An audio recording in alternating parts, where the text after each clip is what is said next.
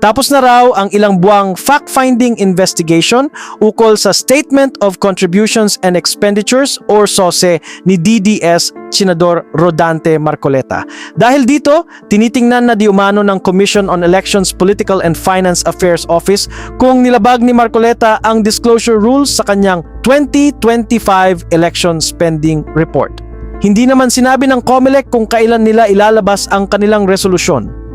Kinumpirma ng Commission on Elections na natapos na nila ang investigasyon sa umano'y mga discrepancy sa Statements of Contributions and Expenditures o SOSE ni Senator Rodante Marcoleta. Ayon kay COMELEC Chairman George Erwin Garcia, sinabi ni Marcoleta na ibinigay sa kanya ang campaign donation bago pa siya naging kandidato. Base sa isang desisyon ng Korte Suprema, mapapanagot lamang ang isang kandidato sa paglabag kung nagawa niya ito sa panahong nagsimula na ang kampanya. Nakasaad din dito na sinumang maghahain ng Certificate of Candidacy ay maituturing lamang na kandidato kapag nagsimula na ang campaign period. Kunesyon ni Kontradaya Convener Danilo Araw ang SOSE ni Marcoleta noong nakarang taon. Aniya, kaduda-duda na nakalista sa SOSE ni Marcoleta na wala siyang natanggap na kontribusyon at umabot naman sa mahigit 112 million pesos ang kabuuan ng gastos niya. Ito'y kahit pa nasa halos 52 million pesos lamang ang kanyang net worth na nakasaad sa kanyang Statement of Assets, Liabilities, and Net Worth. Ang kaso ni Marcoleta ay nagsimula sa pagre-report niya ng halos 140 million na gastos sa kanyang kampanya pero wala siyang dineklarang donors o donasyon. Meron pong mga ibang mga kababayan natin ang halos hindi makapaniwala kung bakit po tayo nanalo. Nelson, alam mo, mga kaibigan ko, nagbigay sa akin talaga.